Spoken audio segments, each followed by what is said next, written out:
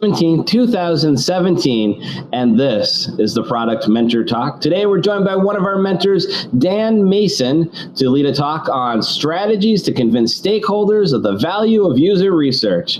Dan Mason is a product management advisor and consultant. For those of you who may be joining us for the first time, allow me to just briefly explain the format. The people you see along the bottom of your screen are mentors and mentees within the current mentorship program. The Product Mentor pairs up mentors and mentees all around the world for the duration of a session, which is usually about 6 months, to just help make better product people, better products, better product decisions, all that kind of great stuff. And what we'll do right now is just do very quick, going around the room with quick introductions. I'll tell you a little bit more about myself at the end of that, and then we'll get going. So I'm going to start with the person closest to me, and we'll start with Taya. So when you introduce yourself, say who you are, whether you're a mentor or mentee, where you are, and anything else about yourself you'd like to add.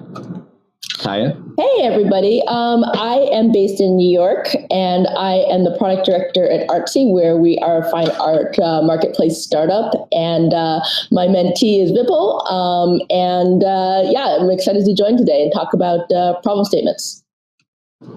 Excellent. And Rashid? Hey everyone, I'm Rashid Manzar. I'm based out of Toronto. I work at ADB as a product manager, and I'm working on building a new product. And Dan, quick intro. Sure. Hi, guys. I'm Dan Mason, based outside of New York in New Jersey, and I'm a mentor. My mentee is Shirzad, who's based out of Berlin. Actually, we got coffee last week in New York because he happened to be here, which was nice. And currently doing consulting inside big media and advertising companies for the most part, but pretty broad set of experience, which I'll go into in just a minute.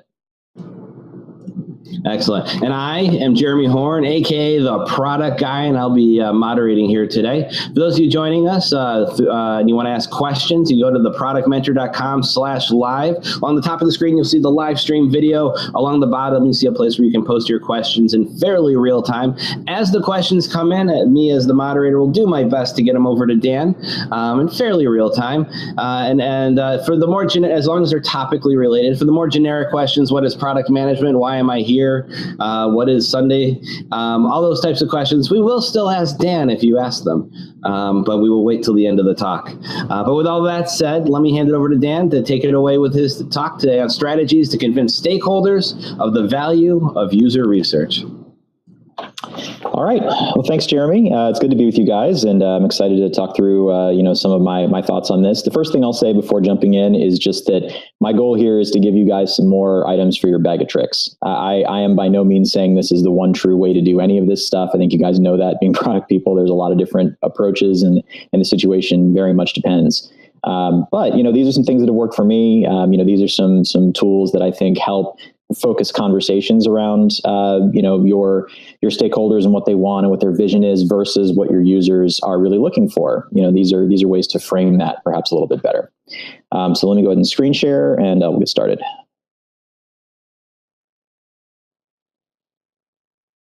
Okay. All right. So from the top, the one thing I also had trouble with here is picking a title, because I think it was kind of a mouthful. But the thing that I'm really getting at is that vision cuts both ways. The thing that is great about a vision is that it's something that you can hang on to. It's something, that inspires. It's something that, you can quickly explain perhaps a really large body of work with. But it also can be limiting, and it can be something that people fall back to in inappropriate ways. So what I'm really trying to do here is separate those things out and show how you can deal with, both an inspiring vision and the reality of building a real product. So just a quick thing about me, and I borrowed this from my last talk, which was really about career paths, so it was perhaps a bit more relevant. So I'll speed through here. I started as an engineer, and my metaphor here is lane changes, because I've sort of veered all over the road, including going into traffic on several occasions. But my engineering background, I was a mobile guy before the iPhone. I did that for 7 or 8 years at college, and then got into product really when I started getting a lot more interested in the why and the what than in the how. Right. And so did that when I was in media at ESPN, and had a great time with that. Got a little bit uncertain whether that was the right thing, though. And I wanted to see if maybe, my problem was just that I wanted to give orders instead of take them. So I went and became an engineering manager. Pretty quickly realized that wasn't for me. So ended up back in product, and this time more on sort of the innovation and new product side. that actually led me way over the other side of the road, and I spent a little while as a corp dev guy, which was super interesting because it overlaps with product and strategy in a lot of the same ways that, product people really like, and at the same time, it felt a little strange, and I wasn't really the guy who wanted to spend all day talking to investors and other heads of corp dev. So for the last 5 or 6 years, I've been back in product in a variety of roles, mostly head of product, but also a handful of things that are more consultant and coach, and that's really more what I'm doing right now is a lot of consulting, agile coaching, process work, really just trying to shape, sort of the broader group that I'm working in and a couple of different clients. So, the other thing I just wanted to throw out, I've worked at a lot of different places, again, a mix of full-time and consulting. If this is the good ship product, you can imagine me as the grizzled captain who's missing a leg and has an eye patch and has some great stories to tell, but, is a little weird in the head. That's kind of where I am. I've seen a lot of different stuff. And, hopefully some of that experience is, relevant to what we're talking about here. Okay, so to jump right in, the metaphor that I think, makes the most sense here is, there's a lot of ways people try to explain, as stakeholders what they want, right? And there's a lot, and sometimes, you'll find a truly enlightened one who says, I need to hear about my users' problems, and then, let's figure out what to do together. But in a lot of cases, you'll get a very different spin on that. Right. And the one that I hear a lot is, if Henry Ford asked his users what they wanted, they would have said a faster horse. Or people who are saying, I know what my users need. I told you, right? Just do it. And the one that I think is even maybe the most damaging is the last one here, which is great products come from visionaries, not focus groups, right? If your stakeholders are convinced that asking their users what they want is the road to folly, if there's just no way you're going to get the right result out of that, if they believe they know best, it can be really, really hard to operate in those kind of environments. And the thing is not to convince visionaries that, their vision means nothing. It's, really to try to show them how their vision fits, and just try to show them how, their vision can turn into an interesting real product that solves real problems. But these are the kinds of things that I think you'll run into, talking to stakeholders. And so I have here just let's call it a composite, because it's definitely not one single project that I've worked on. I think I've seen this a number of different times. But imagine a project where really you've got great expectations, because the first thing that happens is a great proof of concept, right? You have an idea, you do something, on the weekends, you come up with a prototype, you give it to somebody who really wants it, and they use it and they love it, right? And that leads to a cascade of interesting things. Your CEO notices and says, oh my gosh, this is great. Here's a bunch of money, right? The team, gets credit for doing something different, right? These are the successes people really want and they want to hang their hats on. Then when you shift into the build mode, something happens, right? And, you have to take this prototype to a product. You have to do, a lot more work to harden it and to evangelize it and to figure out, who else is going to use it. And usually this takes the shape of a roadshow. You'll have, the guy who came up with the idea in the first place go around and talk about his idea and how great it was and how awesome the results were. And everybody else hears this and they say, wow, I want that too. And they sign up. You put those new customers on board, and usually something happens in the opposite direction. They don't use it. And the reason is that they bought the story. Right? They bought the vision and didn't necessarily, because they're users, they're not, product thinkers or visionaries. It didn't really solve their problems. It solved that first customer's problem. But essentially, when you use a product that doesn't speak to you, you stop using it. And, that's understandable and that's natural. So this is what happens to a lot of products, is that you have a core, a kernel of a great idea and a success that you can build on. And it validates, in the way that especially big companies work, it validates, the expenditure of more money and more time, right? That's how they decide what to bet on. But then the rollout and the expansion of this idea beyond that first use case, there's so many different ways for it to go wrong. And I think the number one way is simply that the users that you think are out there are not the users you have. And so that's the thing that you really need to work on as a product person to try to bridge the gap here. So I've sort of reduced this to, if not a Steve Jobs complex, certainly the notion of visionaries believing that their vision doesn't need user input, and it's understandable, right? Because visionaries see what a true visionary, and Steve Jobs is a great example, but there are others, what a true visionary can accomplish when there's just single-minded, devotion and push and, focus. But at the same time, there's only a handful of Steve Jobses out there and those types of visionaries. And not everybody is going to be as lucky as he was. And so I think, really your challenge here is to take someone who styles themselves as a visionary like this and to, put them in a framework where their vision can succeed and where you can succeed with them. And it's a really interesting problem. It's a problem that I think as product people, we deal with a lot. And I also don't mean to denigrate vision, right? I think vision is extraordinarily important. And that's one thing I want to make sure I focus on here is that, vision is not in the way of execution, right? It shouldn't be. There is something really interesting and important about a vision that goes beyond anything you can imagine, right? And your users may actually want that product. They just don't know how to ask for it, right? And that's what vision can do, is to bring people out of the woodwork and say, oh yeah, I do want that. I do need this thing that, you're dreaming up and coming up with from nothing. And I think it's also really important to remember the inspirational piece of it. It's one thing to inspire people about working a certain way. And that's a lot of what we do as product people. You inspire people to work agile or lean. You inspire people to do retrospectives. You inspire people to have regular small iterations of stuff. And that sounds great on the delivery side. We all love operating that way.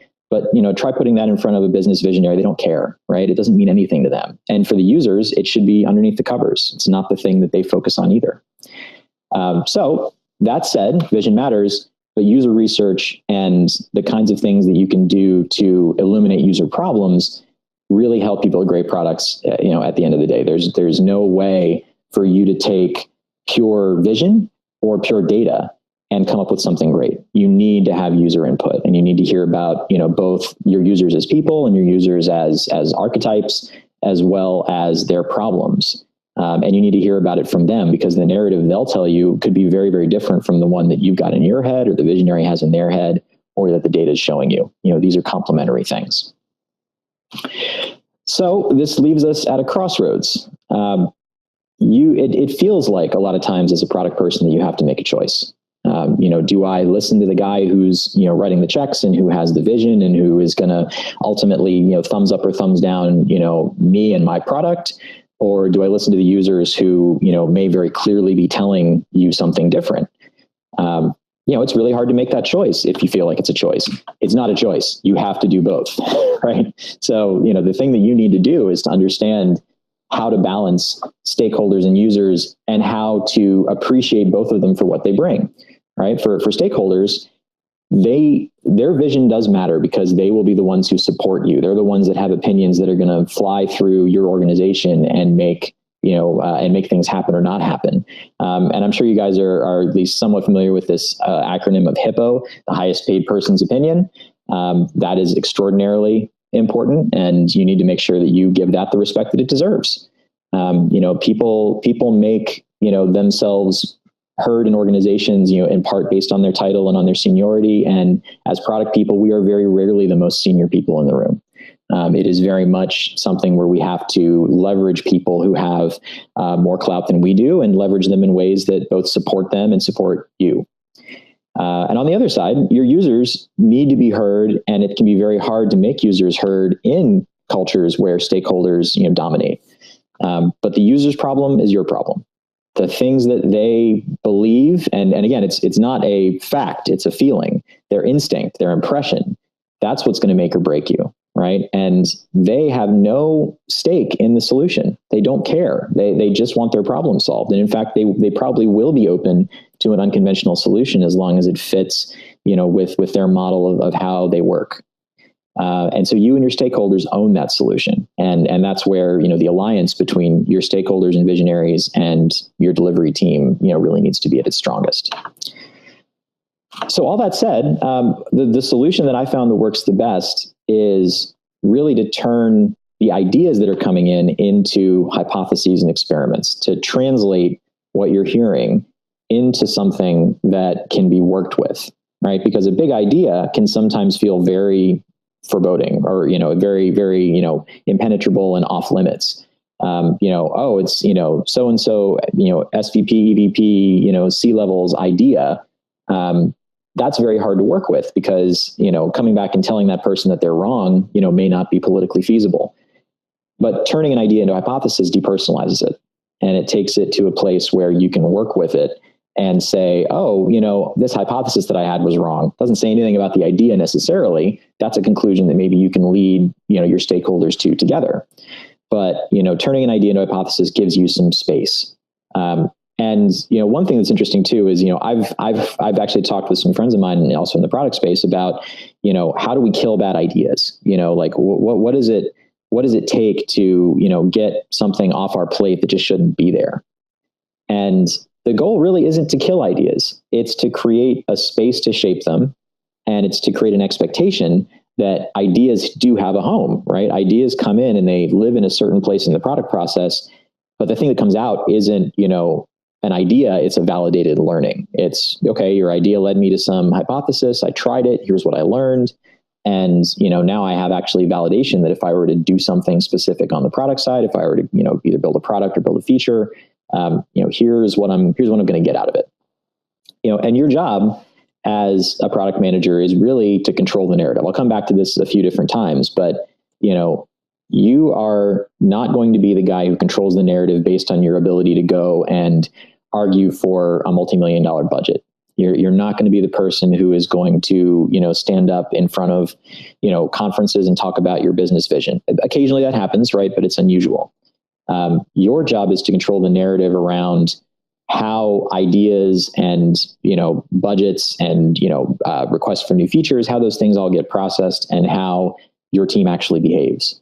So, you need to control and guide your stakeholders and your team to the right either solution or collection of solutions. Don't get me wrong. This is very hard to do. This is what we all try to do, every day. And at varying levels of, seniority, this can be either, something you do very indirectly, or it can be something where you sit and partner with the CEO and really do a lot of this work together. But when you get it right, it's great. And this next slide, I regret putting this in because I don't want to see this guy any more than you guys probably do. But I did think it was an interesting opportunity to show how much we all just miss Charlie Sheen. Wasn't this a lot simpler when winning was Charlie Sheen instead of, someone else? So anyway, let's move on from there. Why does this approach work? The main thing I think that you should have in mind is that you are leveraging your users to validate vision and strategy. You're not trying to crowdsource it. The main objection I hear is, don't ask my users what they want. I know what they want. I hear it all the time. These guys are scrambled and they have, a million different priorities. They don't understand the big picture. Right. And so by saying, I want to go to user research, the first thing these guys hear is, oh, you're just going to go ask these people who don't know what they're doing, to tell you what to do next. And it can be very hard to even do basic product discovery in that kind of environment because, any approach to a user feels disrespectful of your stakeholders. And obviously that's not the way that we intended as product people. We just want to know, we want to understand the landscape. We want to have data points, to then inform our strategy. So just think about this approach of turning ideas into hypotheses and experiments as a way to validate vision and strategy, but not explicitly to go out and say, users will tell us what to do next, right? That's something that I think can very quickly get hung up. And remember that user research also isn't about popularity, right? It's about finding things that work, and it's about experimenting. And you should look at ideas as things that can be improved. You don't have to change the name. You don't have to, completely, take ownership of an idea. I think ideas and their ownership should go where credit is due. As product people, we are very much indirect influencers.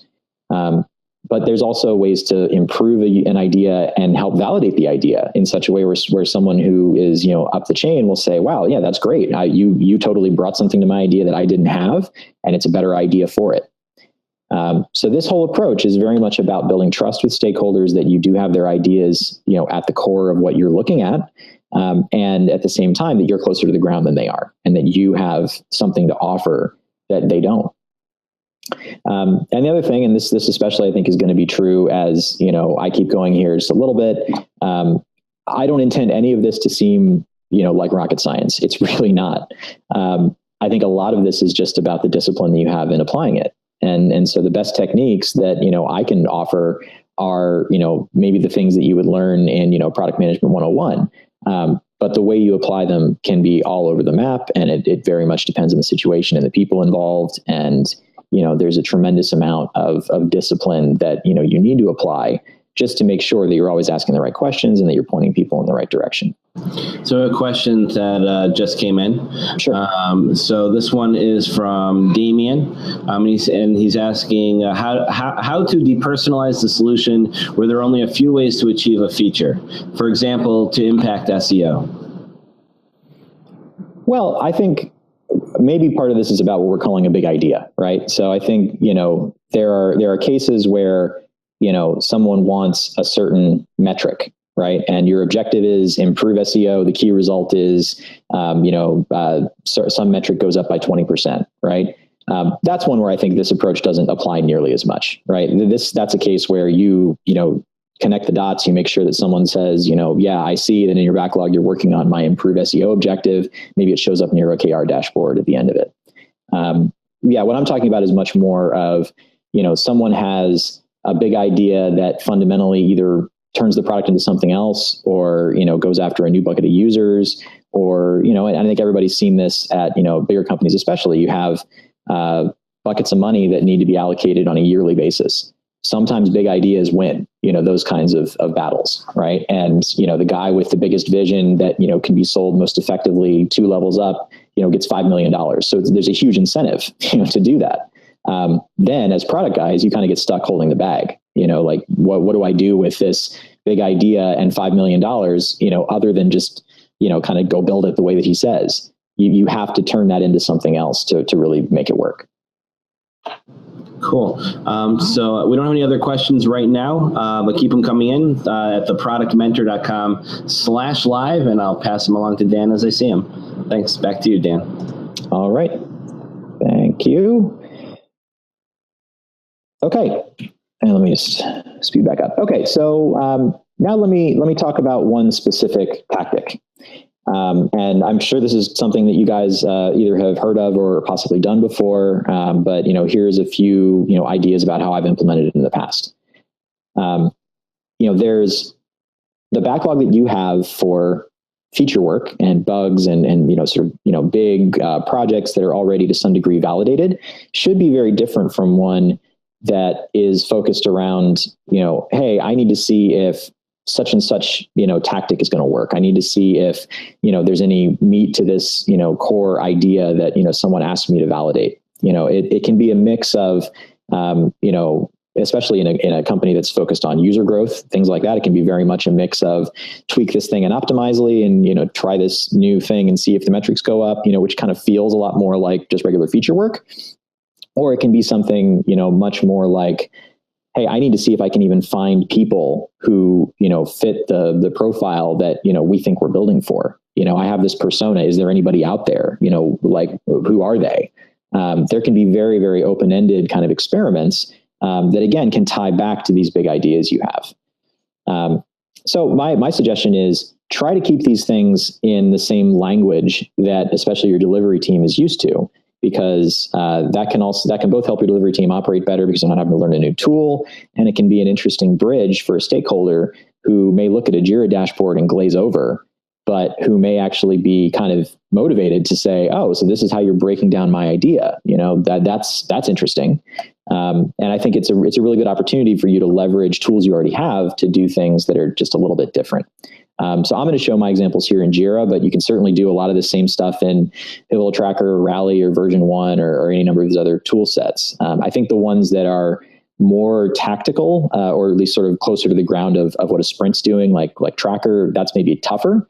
But you can definitely show some of the same structure, and you can certainly keep a backlog in a variety of ways.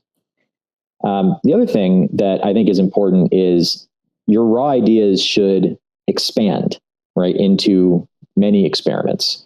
It's not that, you're going to have an idea which turns into an experiment. If you're doing that, you are limiting yourself, probably far more than you should. And you're also going to, either come back from your experiment with an inconclusive, well, that didn't work, but I'm not sure if the idea is dead yet. or, you're going to too quickly sort of move on and say, wow, that experiment worked. The idea is sound, let's go spend $1 billion. So in Jira, the way you would do this is to use either, and for me, I use epics as themes and I use versions as really sort of the collections of deliverable work. But you can use either of those constructs to do this. But it allows you to then take a big idea and have it sitting above a number of smaller experiments. On the experiment itself, I believe the right way to structure these things is very smart, using the acronym, but also, very concrete, measurable, make sure that you know what you're saying, and you understand how it ties back to essentially whether, you would continue with, developing an idea. One framework I also like a lot is the Silicon Valley framework for opportunity assessments. Then for product discovery, which really delivers a validated prototype, right? So experiments can be used at any number of places along the way there, just to help you flesh out, your case, right? You're making an argument as a product person as to why a certain idea or a certain approach has merit. You are validating as early as you can, so that when you actually get to building things, which is expensive, that you've done as much of that work up front as you can. So the experiment structure that I like is hypothesis, and then a plan with clear measurements, and then a very clear success criteria. This experiment succeeded or failed, based on this criteria. And again, that does not equate to the idea being good or bad. That is something that then you use to help make the case eventually as to whether to pursue an idea or not. And generate lots of small hypotheses, lots of small things you can test. This is not always that easy, and actually the example I'm about to show you is a tough one, but you can at least imagine how you would decompose the problem. Okay, so this example is close to my heart. I've been doing some work with NBC Universal. We're actually very focused on the Olympics. So one big idea that comes up all the time is, wow, that curling always does really well in ratings. And it does. It very much, outpunches its weight class. And it's a really interesting, thing, because it's not, an athletic sport. It's a sport of skill. It is something where, technique, is everything. And obviously it's fun to watch, but it's not quite the same as watching, hockey or, downhill skiing or things like that. So let's imagine that right at the moment, you're looking at the Olympics and you're programming it, and you're trying to figure out, what is the breakout sport going to be at this Winter Olympics? I think it's curling. Right? So imagine that, that's what's coming down from above. What you can do is to take that idea and decompose it into things that both show, hey, we are going to make tactical advancements on this front. We're going to try to validate bit by bit by bit what we're going to do to realize this idea, or, prove or disprove. And, in this case, you can see that there's kind of an order of operations here. There are some things you can do early. And, as an example, if you wanted to hold a curling clinic on the Rockefeller Center ice rink, that's something you can probably do last winter. If you want to see if curling is interesting to hockey fans, that's something that you can also do fairly early and try to gauge some interest. Selling collectible brooms is perhaps a bit of a reach. But then what you're really trying to get to is, what about the bigger ideas? Do I want to license Frozen costumes so that the USA team dresses like Anna and Elsa? Again, a reach, but you see where I'm going here. And broadcasting the qualifying rounds is something that actually has a significant expense.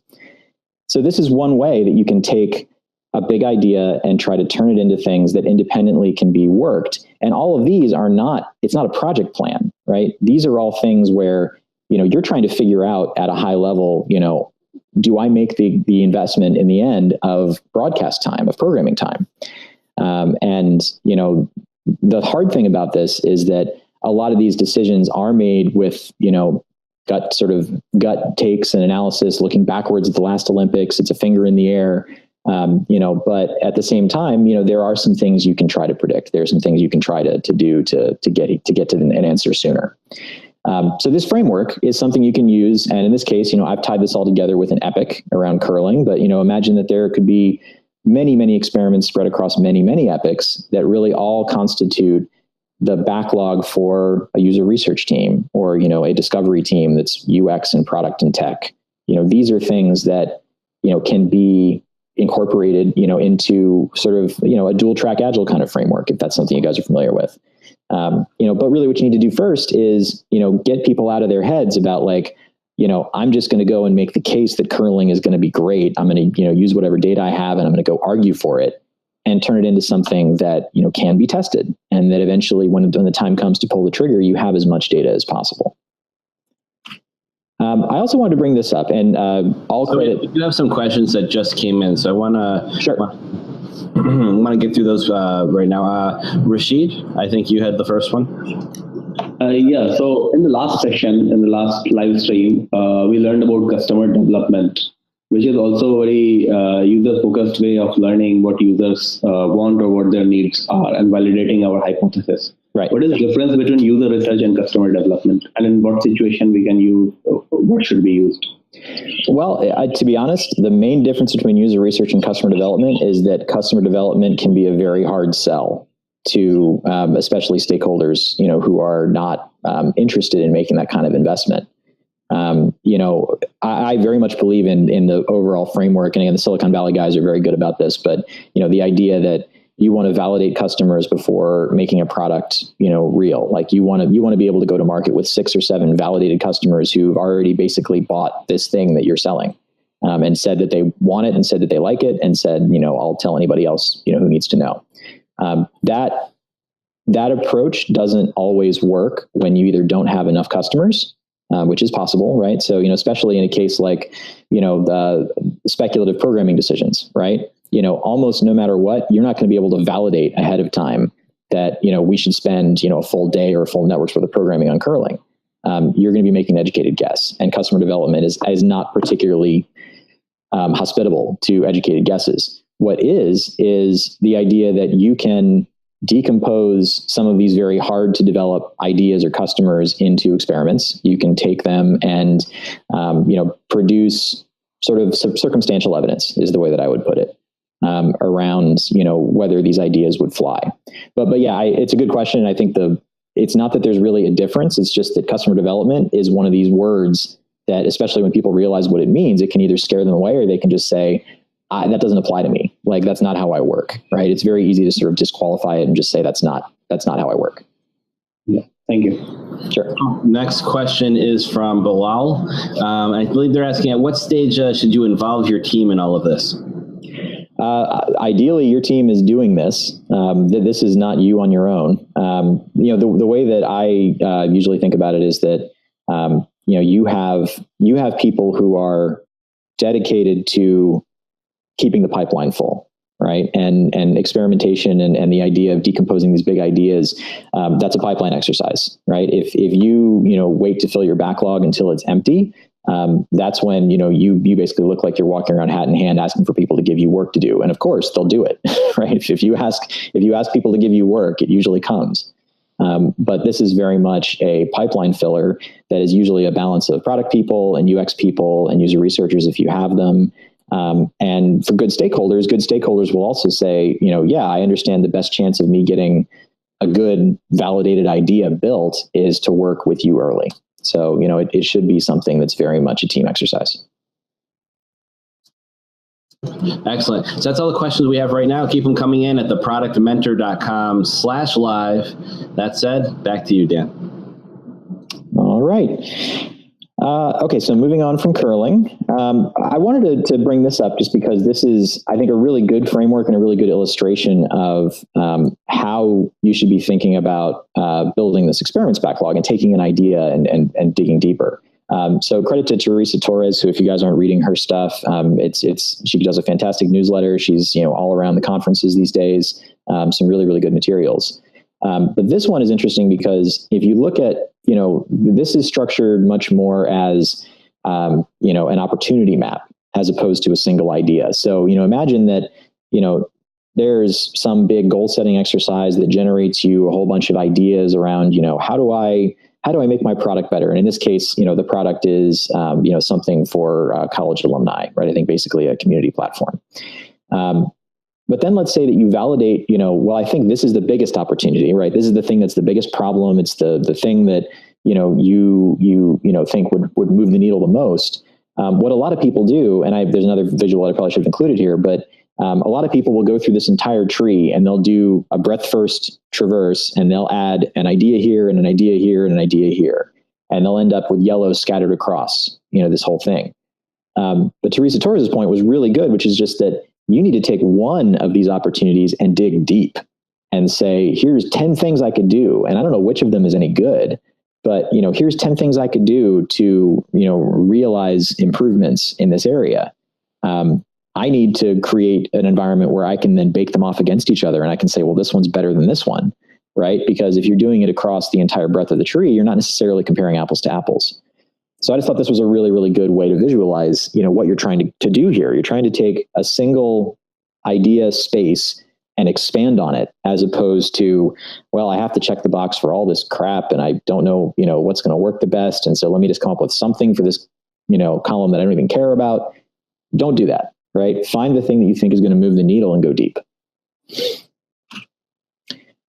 So here, this again, very much is one of these places where, your mileage may vary. These are some things that have worked for me, and none of this is rocket science. But I just wanted to point out some of the things that I found to work really well when experimenting. The big thing I think can be really easy to do is just to depend on one approach because it's working. Air quotes around working. You're doing it fast. Your whole team is optimized for it. There are, a lot of people, especially the ones who've invested in continuous delivery, who, can build something and turn it on and, put it out in front of 5% of users and come back with an answer in 2 days, right? That's amazing, right? Most of us don't have those tools, and it's really tempting to just, over leverage them if you have them. But, remember that the narrative is what you're trying to control, right? It's not, my ability, it's not my throughput, right? If you're interested in throughput, you're probably more of an engineering manager. You are trying to come up with the story that actually reflects reality and then shows you where to go. And, the other thing here is that the interesting parts of this are when the data in the interviews disagree, right? So, if someone tells you something, or if you're hearing and, you've already developed a story around some aspect that then completely doesn't show up in the data, that's when you go really deep, right? So, make sure that you're aware of the potential for lock-in and, of the risk that, you may not be thinking broadly enough. Next thing is, don't ask what users want. Obviously, this is where, again, you're going to set off bells with your stakeholders if you're just saying, oh, what do you want, users? Because, stakeholders think they know better. And in a lot of cases they do. What you need to know is what their lives are like, where they're experiencing pain, what their problems are. Right. And that's, that's where, you want to focus both your line of questioning as well as, good user researchers try not to lead the witness. And so you really want just to get them talking, and you want to hear from them about their lives and their problems. Don't ask what they think, right? Again, you're not trying to get to, what is the thought process that leads, to a certain action. You may be able to intuit some of that. And, there are certainly good cases where the 5 whys are a good technique, and you can kind of, drill down with somebody and have them, realize with you what their real problem is. But what you really want to do is just observe what they actually do, right? And do ask them why they do something, right? That's different from trying to ask for their thoughts. So do, drill in on, oh, well, you just clicked that button, or you just, totally ignored this other thing. Why did you do that? That is totally fair game.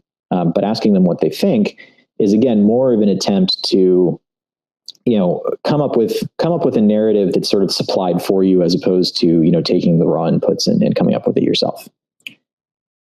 Whenever possible, validate real prototypes. And I don't mean in this case that you have to build something crazy. I don't mean in this case, that, there's a certain fidelity that matters. It doesn't. I think it's just that asking a question about something in the abstract, or saying, imagine if, this button was here, or imagine if you could do X. People are bad at imagining, right? It's not their strong suit. So validate real prototypes whenever you can, and they can be scribbled on paper or fundamentally, working product. Either one is fine. But make sure you validate when it's real. And then the feedback you get really is not about the ideas. It's about these hypotheses. Try very hard, not to read too much into, as you're running an experiment, what it means about the big idea. Localize it, especially if you have, an environment where you can bake off these experiments against each other. You should be able to, really understand that, a feedback on a certain hypothesis either does or doesn't have bearing on the entire idea space.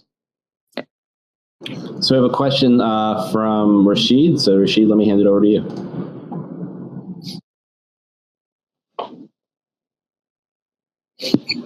Thanks, Jeremy. So one of the common practices in my organization, ADP, when it comes to user research is to go through the focus group interviews. So in our organization, doing experimentation is not very common. So how can you put forward this idea and convince people that, okay, we should go with this route? Yeah, well, that's interesting because, I won't presume to know a ton about ADP, but I do know a handful of people there. There are domains where people are very, very, well, there's a sense that the business is so challenging and that the rules around it and sort of, the way it operates are just so different that, only subject matter experts can possibly have any sort of valid feedback, right? Users are irrelevant. It's just the guys who've been doing payroll for 30 years, because payroll is so complicated, and it is, like, don't get me wrong. So, you've got a lock-in that basically says, the only people who matter are the people here who are experts. That can be really hard because then, the focus group, as you're terming it, and people run these all different ways, but they're calibrated to kind of see if, the smart people's ideas have been dumbed down enough, so that then they don't scare everybody. It ends up being very different. And I don't know, a ton about that industry in particular, but if there are places like that where subject matter expertise is just so important, it can be really hard to crack, the nut and say, go talk to a real user about their real problems, because they just assume that no real users have the breadth of experience that would be needed to be useful. So I know that's not a great answer, but I think that's the challenge, is just that you are going to have to convince people that, well, look, I know that you're an expert at payroll, but there may be some things that, you don't understand about what it's like to be a rank and file worker. There may be some things that you don't understand about, what it's like to get a certain paycheck a certain way, like that might be the better angle, as opposed to saying it's like, oh, your experience doesn't matter, which is the thing that I think a lot of times comes across when we as product managers just kind of say we want to go do discovery, we want to open things up and try something new. That's what they hear is your experience doesn't matter. And that's not, I think, at all what we're trying to say. It's that it has to be balanced against how real people actually interact with the product. Okay, thanks. Cool. That's all the questions we have at the moment. But keep them coming in at theproductmentor.com/live. Back to you, Dan. All right. So now moving on to really the output of this process, right? So we've talked about how you can run experiments. We talked about how you can track them. It's important to really think through, how do we keep people in the loop? Because it's one thing to say, here's a bunch of beautiful, visualizations of your vision. Here's a bunch of awesome things that we're building, and it's going to be amazing. That's not really what you're doing here. You're trying to keep people connected to the idea that you are working on their stuff, and you've come up with some of these ideas, and so have they, right? These ideas are going to be a mix of what you want to do and what they want to do, and things that you validate and things that you haven't.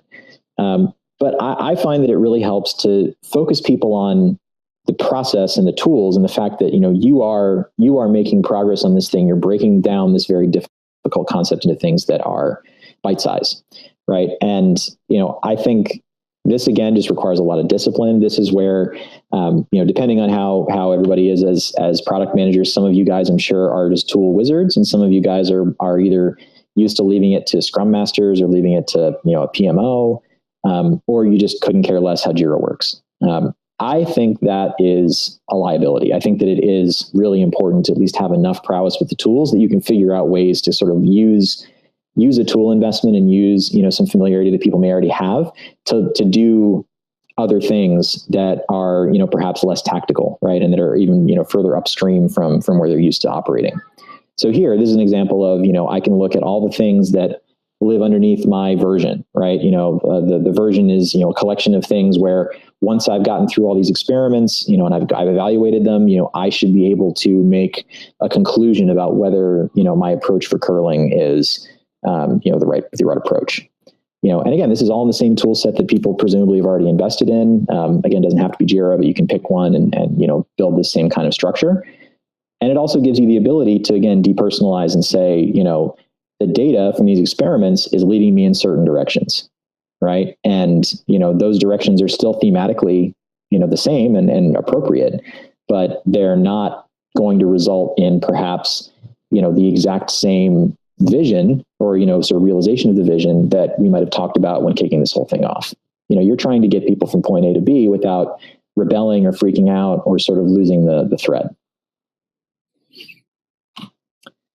Okay, now in terms of making this stick, the rules of thumb that I've got are really just that you really do need to keep your pipeline full, right? You need to make sure that people see the discovery process as not this thing that only product people care about, or, you know, that is just the thing that they have to go through before they get what they want.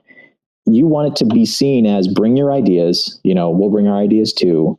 We're going to run experiments. We're going to figure out as quickly as we can whether these things have legs, and, you know, the experiments and the validated learnings flow out the other side of it, right? You know, you really want to make sure people expect results from this thing that can feel very abstract. And the other thing is that, you know, your experiments by definition are going to require some users to conduct. So even if your vision holders don't care about users, right? Even if they believe that users don't have any part in this process, by making this translation, you ensure that there is some amount of user feedback that gets back to the vision holders. They're going to hear things that they wouldn't otherwise hear just because your process, you know, for dealing with their ideas requires it. And, you know, this is very hard to hold the line on. This is not trivial at all, but I think it's, as a rule of thumb, you know, the more you do to keep things flowing, the more people get used to it, the more people accept it, and the more, you know, the more you're setting up the right conditions to have kind of an aha moment for your stakeholders. Again, controlling the narrative. We talked about this a lot, but you want to turn the debate, right? Because ideas are fundamentally about debate. Ideas, you know, compete for air with other ideas. And, you know, everybody's going to have some interest in saying my idea is better than yours. You don't want that. You know, you're not in the product role to be the arbiter of, you know, this idea is great and this idea is terrible. You want to change the idea, or the debate, in fact, into, you know, does this work? Does this not work? Does this accomplish the objective you said you had? Does this other one do a better job of that?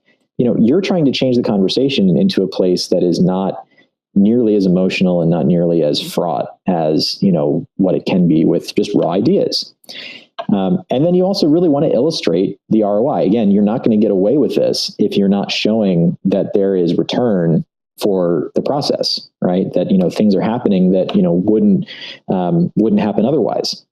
And I think the single biggest opportunity here is that you can show how the approach that you're using saves money and it saves dev cycles. The single most scarce resource inside most companies, and it's not true for everywhere, but it's true for most companies, is developers.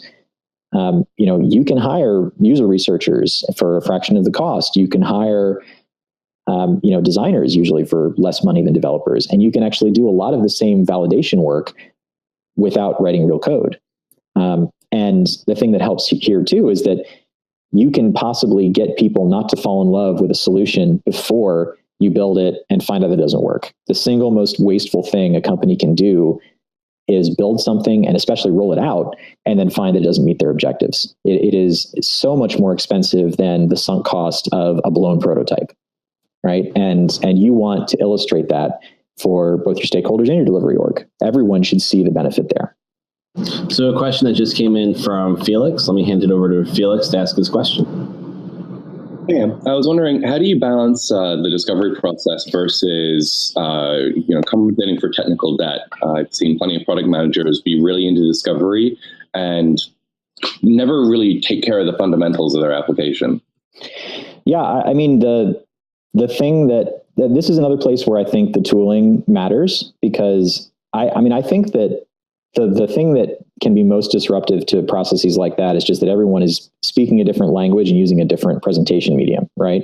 So, you know, if you as a product person are good enough in the tool set to make the view that somebody has at the beginning of the process pretty similar to the one that they have at the end, then it's pretty straightforward to say, like, hey, we're planning this sprint and here's this cool stuff, we're doing this big idea, but by the way, the site's about to fall over, and if you don't do this, you're all going to die, right? Like that's something that you can say in the context of tooling, as long as you sort of set it up well. that can be really hard if, you're really just saying it's like, oh, the devs are complaining about this thing, and, I can't really give you a good example of why it matters. But, it's, if you control the narrative well, then it gives you that opportunity. Now, I think you're also sort of saying some product managers don't care. That's much harder, right? So, if you are as a product manager not, and I guess there's two sides to this. Sometimes technical debt is something that, can be kicked down the road. It just should be a conscious decision that's arrived at with your devs, right?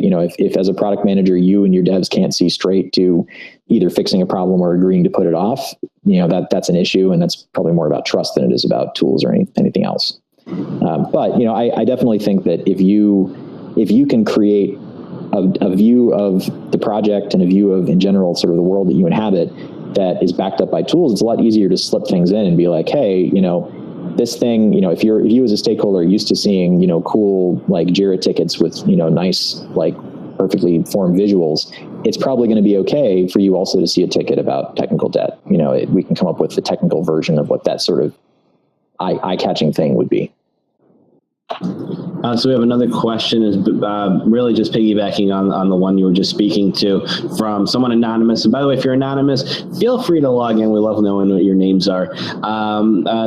This one's asking just a slight variant of what Felix just asked, and that how are you balancing working on experiments with working on current features? Like, is there a recommended percentage split, or how do you figure out how to allocate your time there?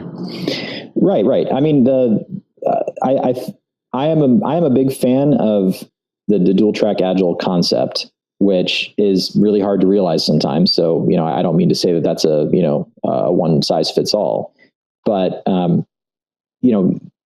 you should be able to separate what your dev backlog looks like and the things that tactically have to happen. And, you should be, I think you should basically be resourcing, yourselves, let's say 80% on, new features or, backlog sort of development versus, bugs. And then discovery is, I think, outside of that. I think you separate almost entirely the experimentation and discovery process. If you need to pull somebody off the core team and be just an experiments developer, I've seen that work. If it's something where you just essentially allocate people fractionally to the core backlog and then leave the rest of it for experiments, I've seen that work pretty well. But I think you really do need separation. I am not a fan of including discovery stuff in the mainline backlog. If you have to, just because otherwise people sort of won't remember that they have it allocated to them, I guess that's fair enough. But I think you really are trying to create a place where discovery will suck up the rest of the oxygen. You give people a certain amount of committed work, and the discovery takes up the rest. And then it also allows you to, elongate the timelines. Discovery may not operate in the same cadence. It may be something where you need to set up user interviews and it takes a couple weeks because your users are hard to find. That shouldn't interfere with what you're doing in the backlog. Again, that doesn't fit for everybody, but I think as much as you can, separation helps. All right. Keep the questions coming in, theproductmentor.com/live. And to you, Dan. All right. So race through this again.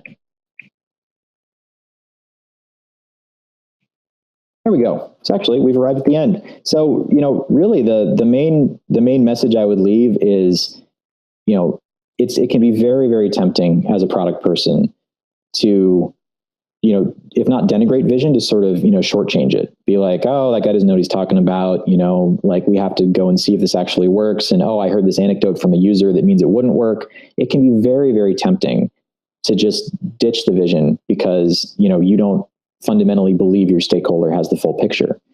But the truth is that sometimes they do. And in fact, even if they don't, the vision that they're putting forward can be really useful and helpful to you. It can be something that also inspires your users. It can inspire your team.